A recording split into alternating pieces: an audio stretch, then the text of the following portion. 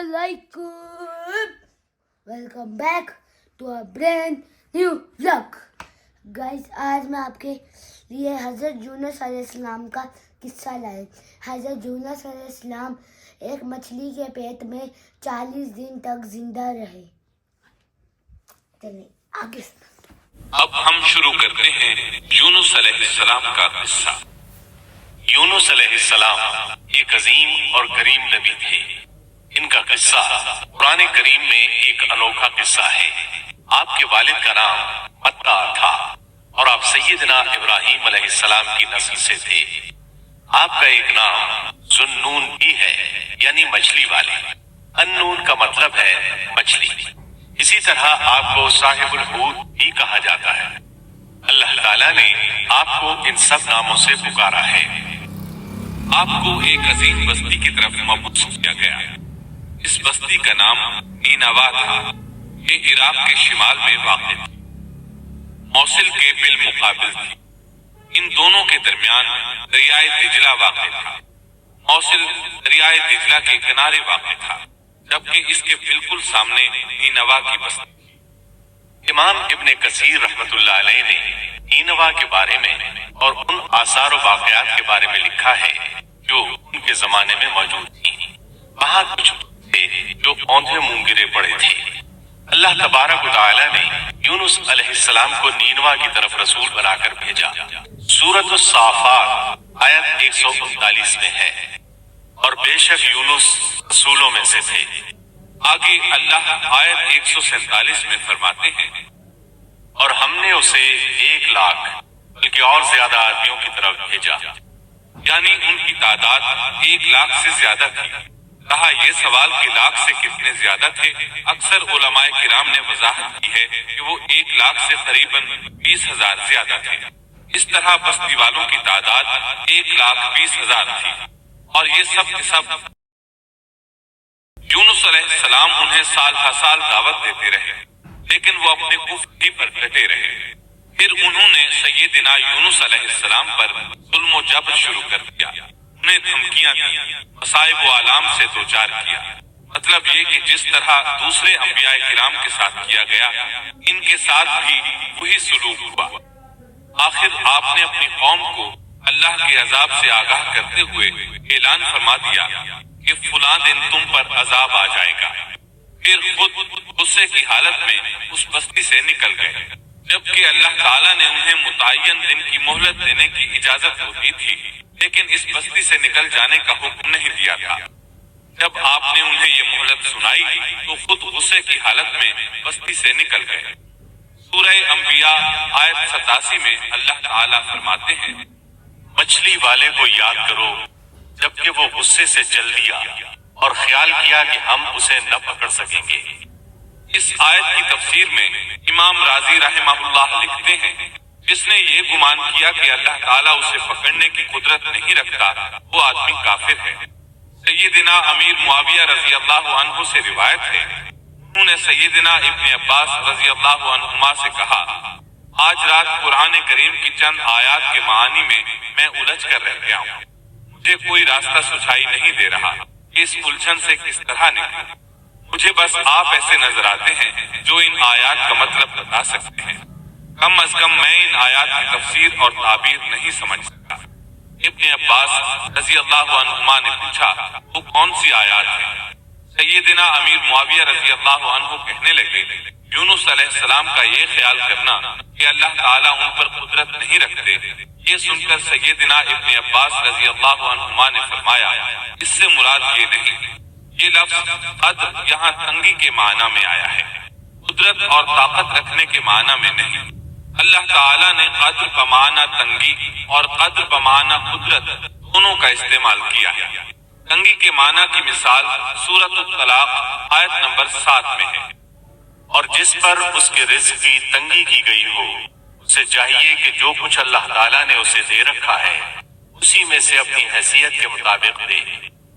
तो इस आयत में भी यही माना मुराद है कि उन्होंने गुमान कर लिया हम उन पर तंगी नहीं करेंगे, यानी उनका ख्याल ये था कि अगरचे वो अल्लाह ताला की इजाजत के बगैर निकल खड़े हुए हैं, फिर भी अल्लाह उन पर तंगी नहीं करेंगे। کیونکہ وہ اللہ کے ایک معزز نبی اور رسول ہیں اور ان کی قوم کے لوگ اللہ کی گرفت اور اس کے عذاب کے مستحق ہیں۔ انہی پر اللہ کا عذاب نازل ہونے والا ہے۔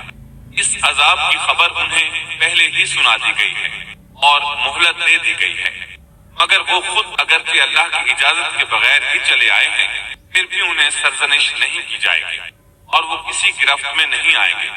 اللہ تعالیٰ ان کے لیے کوئی تنگی نہیں فرمائیں گے۔ اللہ تعالیٰ سورۃ الانبیاء آیت 87 میں فرماتے ہیں، اس نے خیال کیا ہم اسے پکڑ نہیں سکیں گے۔ مطلب یہ کہ ہم انہیں کوئی سزا نہیں کریں گے اور ان پر کسی طرح کی تنگی نہیں کریں گے، اور وہ سمندر کی طرف چل دیے۔ انہی دنوں میں عذاب الہی کی کچھ علامات نینوا بستی پر ظاہر ہونا شروع ہو۔ ایک بہت بڑا سیاہ بادل ان کی طرف بڑھنے لگا۔ اس بادل میں آگ کے شعلے دکھائی دینے لگے۔ ان لوگوں نے یہ بادل ان متعین دنوں میں سے پہلے ہی دن دیکھ لیا۔ کو دیکھتے ہی وہ سمجھ گئے کہ جس طرح سیدنا یونس علیہ السلام نے انہیں آگاہ کیا تھا، یہ عذاب ان پر نازل ہو کر رہے گا، اور جو عذاب سیدنا لوط علیہ السلام کی قوم پر آیا تھا وہ اس کے بارے میں بھی اچھی طرح جانتے تھے۔ وہ بستی ان کی بستی کے قریب ہی تھی۔ یہ وہ ڈر گئے۔ ان کے سردار جمع ہوئے اور کہنے لگے، جیسے تم سے پہلے لوگوں پر عذاب اترا کرتے تھے، تم پر بھی یہ نازل ہو کر رہے گا۔ جلدی کرو، سب جمع ہو جاؤ۔ چنانچہ انہوں نے اس بات پر اتفاق کر لیا کہ سیدنا یونس علیہ السلام نے بالکل سچ فرمایا تھا۔ اللہ کی قسم، یہ بالکل وہی عذاب ہے۔ تم اللہ کے عذاب سے نجات نہیں پا سکتے۔ اس سے بچنے کی ایک ہی صورت ہے کہ تم ایمان لے آؤ اور توبہ کر لو۔ اس طرح وہ سب کے سب ایمان لے آئے، لیکن سیدنا یونس علیہ السلام وہاں موجود کی عدم موجودگی میں یہ سب کے سب یعنی 1,20,000 افراد ایمان لے آئے۔ انہوں نے پیوند لگے کپڑے پہنے اور اللہ کے حضور عاجزی، انکساری اور آہذاری شروع کر دی۔ رونے لگے، اللہ سے بخشش مانگنے لگے، پھر اسی حالت زار میں باہر کھلے میدان کی طرف نکل آئے۔ ان کے سرداروں نے سب کو الگ الگ کر دیا، یہاں تک کہ ماں اور بیٹے کو بھی جدا کر دیا۔ سب اپنی اپنی جگہ پر، یعنی ماں اپنی جگہ پر، بیٹا اپنی جگہ پر آہذاری کرنے لگے تاکہ ان پر اللہ تعالیٰ کی رحمت نازل ہو جائے۔ یہ عذاب 3 دن تک ان کے سروں پر اٹھاتا رہا، اور یہ بھی مسلسل آہذاری کرتے رہے، اپنی عاجزی ظاہر کرتے رہے، معافیاں مانگتے رہے۔ آخر کار اللہ تعالیٰ نے ان پر رحم و کرم فرما دیا اور عذاب کو ان سے پھیر دیا۔ اللہ تعالیٰ سورہ یونس آیت 98 میں فرماتے ہیں، چنانچہ کوئی بستی ایمان نہ لائی کہ ایمان لانا اس کے لیے فائدہ مند ہوتا، سوائے یونس کی قوم کے۔ مطلب یہ کہ سابقہ امتوں میں سے کسی کے بارے میں یہ سننے میں نہیں آیا کہ پوری قوم ایمان لے آئی ہو۔ تمام بستیوں میں ایک بھی بستی ایسی نہیں تھی، بس ایک یونس علیہ السلام کی قوم ایمان لے آئی۔ اللہ تعالیٰ سورہ یونس آیت 98 میں فرماتے ہیں، جب وہ ایمان لے آئے تو ہم نے رسوائی کے عذاب کو دنیاوی زندگی میں ان پر سے ٹال دیا اور ان کو ایک وقت تک کے لیے زندگی سے فائدہ اٹھانے کا موقع دیا۔ مطلب یہ کہ ہم نے انہیں دنیاوی زندگی کا لطف اٹھانے کا موقع دیا۔ اب اس قوم پر قیامت کے دن تک عذاب نہیں اترے گا۔ علامہ ابن کثیر رحمۃ اللہ علیہ فرماتے ہیں، اس آیت کریمہ کا مفہوم یہ ہے کہ کسی بستی کے تمام باشندے کسی نبی پر کبھی ایمان نہیں لائے، یا تو سب نے کفر کیا یا پھر اکثر نے کفر کیا۔ لیکن یونس علیہ السلام کی قوم واحد ایسی قوم ہے جو تمام کی تمام عذاب الہی کے آثار دیکھ کر ایمان لے آئی۔ سابقہ ادوار میں جتنی بھی بستیاں گزری ان میں اہل ایمان کے ساتھ یا تو کفار رہے ہیں یا ان میں منافقین بھی رہے ہیں، سوائے یونس علیہ السلام کی قوم کے تو سب کے سب کافر تھے، پھر سب کے سب ایمان لے آئے۔ یہ اللہ تعالیٰ کے عجائبات میں سے ہے اور اس کی قدرت اور رحمت کی نشانیوں میں سے ہے۔ اب دوسری طرف کی سنیے، یونس علیہ السلام کو کچھ معلوم نہیں تھا کہ ان کی قوم کے ساتھ کیا ہوا۔ آپ تو غصے کی حالت میں بستی سے نکل کر سمندر کی طرف چلے آئے تھے۔ آپ ایک کشتی کی طرف آئے، اس میں سواریاں اور ساز و سامان لگا ہوا تھا۔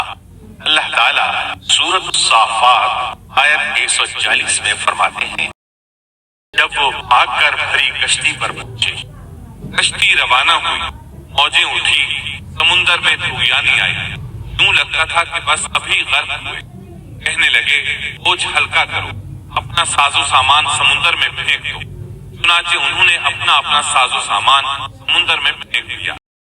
کشتی کچھ ہلکی ہو گئی، لیکن ضرورت کے مطابق ہلکی نہ ہو سکی۔ اب کہنے لگے کسی کو سمندر میں گرانا ضروری ہے تاکہ کشتی مزید ہلکی ہو جائے، ورنہ یہ ڈوب جائے گی۔ جلدی کرو، پورا ڈالا۔ جس کے نام کا پورا نکلتا جائے اسے سمندر میں گراتے جاؤ، اور بار بار یہ عمل دہراتے جاؤ یہاں تک کہ کشتی ہلکی ہو جائے۔ چنانچہ پورا ڈالا گیا۔ سب سے پہلے یونس علیہ السلام کا نام نکلا۔ سب کہنے لگے نہیں، یہ تو ایسے نہیں ہے، ان کے چہرے پر تو سجدوں کے نشانات ہیں، انہیں رہنے دو۔ پھر پورا ڈالا، چنانچہ پھر پورا ڈالا گیا، پھر انہی کا نام نکلا۔ سب نے تعجب کیا۔ تیسری مرتبہ پھر پورا ڈالا گیا، اس بار پھر یونس علیہ السلام ہی کا نام نکلا۔ اللہ تعالیٰ سورۃ الصافات آیت 141 میں فرماتے ہیں، پھر قرآن اندازی ہوئی تو یہ مغلوب ہر بار انہی کا نام نکلا۔ آخرکار ان لوگوں نے انہیں پکڑ کر سمندر میں گرا دیا۔ پھر انہیں مچھلی نے نگل لیا۔ بڑی مچھلی کو کہتے ہیں۔ اللہ تعالیٰ نے کو القاء فرمایا، انہیں کھانا نہیں، نہ ان کے جسم کو کوئی گزند پہنچے۔ یہ اس مچھلی کو اللہ تعالیٰ کے احکامات تھے۔ اللہ تعالیٰ سورۃ الصافات آیت 142 میں فرماتے ہیں، پھر انہیں مچھلی نے نگل لیا اور وہ خود اپنے آپ کو ملامت کرنے لگے۔ یعنی وہ سمجھ گئے کہ بار بار جو ان کا نام قرآن اندازی میں نکلتا رہا ہے بھی مقصود ہے۔ چنانچہ خود کو ملامت کرنے لگے، اور یہ ملامت توبہ کی ابتدا ہے کہ انسان خود ملامت کرتا ہے۔ اب یونس علیہ السلام مچھلی کے پیٹ میں تھے۔ اللہ کی قدرت، آپ مچھلی کے پیٹ میں 3 دن تک رہے۔ بعض روایات میں 7 دن اور زیادہ سے زیادہ مدت 40 روز آئی ہے۔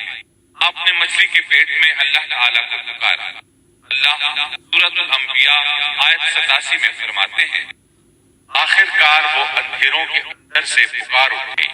علماء نے یہاں 3 اندھیروں کا ذکر کیا ہے، مچھلی کے پیٹ کا اندھیرا، سمندر کا اندھیرا اور رات کا اندھیرا۔ گویا ان پر یہ سارے اندھیرے اکٹھے ہو گئے تھے۔ اللہ سورۃ الصافات آیت 143 اور 144 میں فرماتے ہیں، بس اگر یہ باقی بیان کرنے والوں میں سے نہ ہوتے تو لوگوں کے اٹھائے جانے کے دن تک اس کے پیٹ ہی میں رہتے۔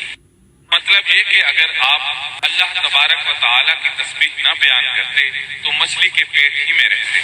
آپ نے دعا نہیں مانگی بلکہ اللہ عز و جل کی تسبیح بیان کی۔ روایات میں یوں بھی آتا ہے کہ جب مچھلی آپ کو سمندر کی اتھاہ گہرائی میں لے گئی تو آپ وہاں آبی مخلوقات کی تسبیحات کی آوازیں سننے لگے۔ گویا اللہ تعالیٰ نے انہیں القاء فرمایا کہ آپ بھی تسبیح کریں۔ اللہ سورۃ الانبیاء آیت 87 میں فرماتے ہیں، بالآخر وہ اندھیروں کے اندر سے پکار اٹھا، الہی تیرے سوا کوئی معبود نہیں، تو پاک ہے، بے شک میں ظالموں میں ہو گیا۔ چنانچہ یونس علیہ السلام نے اس تسبیح کے الفاظ کو یوں ادا فرمایا، لا إله إلا أنت سبحانك إني كنت من الظالمين۔ امام احمد، امام ترمذی، امام نسائی اور دیگر ائمہ رحمہم اللہ نے یہ حدیث نقل کی ہے کہ یونس علیہ السلام کی وہ دعا جو انہوں نے مچھلی کے پیٹ میں مانگی تھی وہ یہی ہے، لا إله إلا أنت سبحانك إني كنت من الظالمين۔ جو بھی مسلمان یہ دعا اپنی کسی حاجت میں مانگے گا اللہ تعالیٰ اس کی دعا ضرور فرمائے گا۔ یہ دعائے مستجاب ہے، مقبول دعاؤں میں سے ہے۔ اسی دعا کے بعد اللہ تعالیٰ نے یونس علیہ السلام کو اس پریشانی سے نجات عطا فرمائی۔ اللہ سورۃ الانبیاء آیت 88 میں فرماتا ہے، ہم نے اس کی پکار سن لی اور اسے غم سے نجات دے دی، اور ہم ایمان والوں کو اسی طرح بچا لیا کرتے۔ ایک صحابی نے نبی کریم صلی اللہ علیہ وسلم سے پوچھا، اے اللہ کے رسول صلی اللہ علیہ وسلم، یونس علیہ السلام نے جو دعا مچھلی کے پیٹ میں مانگی، کیا وہ صرف انہی کے لیے تھی یا ان کے بعد اہل ایمان کے لیے بھی ہے؟ تو آپ نے فرمایا، یہ دعا یونس علیہ السلام کے لیے خاص تھی اور سب اہل ایمان کے لیے عام ہے۔ جو بھی اس دعا کو پڑھے گا اللہ اسے رنج و غم سے نجات دیں گے۔ ایک قول کے مطابق تقریباً 40 روز آپ کی شب و روز یہی دعا رہی۔ اس مدت کے ختم ہونے پر اللہ تعالیٰ نے آپ کی دعا کو قبولیت بخشی۔ مچھلی ساحل پر پہنچی، انہیں کنارے پر ڈالا اور واپس چلی گئی۔ اس بات کو اللہ تعالیٰ نے سورۃ الصافات آیت 145 میں یوں بیان فرمایا ہے، بس اسے ہم نے چٹیل میدان میں ڈال دیا اور وہ اس وقت بیمار تھے۔ آپ وہاں اسی طرح لیٹے رہے۔ پھر اللہ کی قدرت سے آپ کے قریب ایک بیل دار درخت ہوگا، جیسا کہ سورۃ الصافات آیت 146 میں ہے، اور اس پر سایہ کرنے والا ایک بیل دار درخت ہم نے اگا دیا۔ اس کدو کے درخت کے متعلق مورخین کا کہنا ہے کہ اللہ تعالیٰ نے اس درخت کا انتخاب اس لیے فرمایا تھا کہ اس درخت کے پتے چوڑے ہوتے ہیں، ان کے سائے میں انہیں ڈھانپ دیا گیا تاکہ ہوا سے اذیت نہ پہنچے، اس لیے کہ ان کے جسم سے جلد اتر گئی تھی۔ پھر اس درخت سے خوشبو بھی آتی تھی، اس خوشبو نے انہیں فرحت بخشی۔ پھر کدو کی خوشبو میں ایک خصوصیت یہ تھی کہ حشرات الارض کو دور رکھتی ہے۔ اللہ تعالیٰ نے انہی خصوصیات کی وجہ سے بیل دار درخت کا انتخاب فرمایا تھا تاکہ آپ ہر طرح کی تکلیف سے محفوظ رہیں۔ یہ ہے اللہ کی قدرت، سبحان اللہ۔ اسی طرح مفسرین یہ بھی کہتے ہیں کہ اللہ تعالیٰ نے ان کے پاس ایک پہاڑی بکری بھیجی، وہ آپ کے قریب آتی اور آپ کے سر کے اوپر اپنی ٹانگیں پھیلائے کھڑی ہو جاتی۔ اس طرح اس کے تن آپ کے منہ میں چلے آتے اور آپ ان سے خواہش کے مطابق پیتے۔ یہ تھا آپ کا کھانا اور پینا۔ رفتہ رفتہ آپ کی حالت بہتر ہو گئی، توانا اور تندرست ہو گئے، پھر آپ اٹھنے کے قابل ہو گئے، اور یہ سب اللہ تعالیٰ کی مہربانی سے ہوا۔ جب آپ کی صحت لوٹ آئی اللہ تعالیٰ نے آپ کو پھر آپ کی قوم کی طرف بھیجا، جیسا کہ سورۃ الصافات آیت 148 میں ہے، اور ہم نے اسے 1,00,000 بلکہ اور زیادہ آدمیوں کی طرف بھیجا، بس وہ ایمان لے آئے اور ہم نے انہیں ایک زمانے تک عیش و عشرت دی۔ وہ سب کے سب آپ پر ایمان لے آئے تھے۔ اللہ تعالیٰ نے اس قصے کے ذریعے نبی کریم صلی اللہ علیہ وسلم کو اشارہ فرمایا ہے کہ دعوت دیتے ہوئے آنا نہیں۔ اللہ سورۃ القلم آیت 48 میں فرماتے ہیں، اور مچھلی والے کی طرح نہ ہو جائیے۔ ان لوگوں کو دعوت حق دیتے رہیے۔ دیکھیے وہ سال ہر سال دعوت دیتے رہے لیکن اکتائے نہیں، ان سے مایوس نہیں ہوئے۔ ان کی پوری بستی میں سے ایک بھی ان پر ایمان نہیں لایا تھا، لیکن جب ان سے مایوس ہو گئے تو انہیں اللہ کے عذاب سے آگاہ کر دیا اور منہ پھیر کر چل دیے، وہ سب کے سب ایمان لے آئے۔ اللہ تعالیٰ سورۃ القصص آیت 56 میں فرماتے ہیں، آپ جسے چاہیں ہدایت نہیں دے سکتے، بلکہ اللہ تعالیٰ ہی جسے چاہتا ہے ہدایت دیتا ہے۔ اس سے میں بہت بڑا سبق ہے کہ کسی بھی حالت میں اللہ کی رحمت سے مایوس نہیں ہونا چاہیے اور نہ ہدایت کے معاملے میں اپنی ذات پر بھروسہ کرنا چاہیے۔ ہدایت تو بس صرف اللہ تعالیٰ ہی کی طرف سے ہے، آپ کے ذمے تو پیغام حق پہنچا دینا ہے۔ اللہ سبحانہ و تعالیٰ کے ذمے ہدایت سے نوازنا ہے۔ اللہ تعالیٰ نے انہیں پاک صاف بنا دیا، انہیں چن لیا۔ اللہ خود ہی سورۃ القلم آیت 50 میں وضاحت فرماتا ہے، اسے اس کے رب نے پھر نوازا اور اسے نیک لوگوں میں کر دیا۔ امام مسلم نے ایک حدیث روایت کی ہے کہ نبی کریم صلی اللہ علیہ وسلم نے فرمایا، تم میں سے کوئی شخص ہرگز یہ نہ کہے کہ میں یعنی محمد یونس بن متا سے بہتر، یعنی یوں نہ کہے کہ میں سیدنا یونس علیہ السلام سے افضل ہوں۔ وہ اس طرح کہ وہ تو اپنی قوم کے ایمان لانے سے مایوس ہو گئے تھے اور میں مایوس نہیں، اس طرح بالکل نہ کہے، کیونکہ بالآخر اللہ تعالیٰ نے آپ کو چن لیا اور برگزیدہ بنا لیا اور صالحین میں داخل کر لیا۔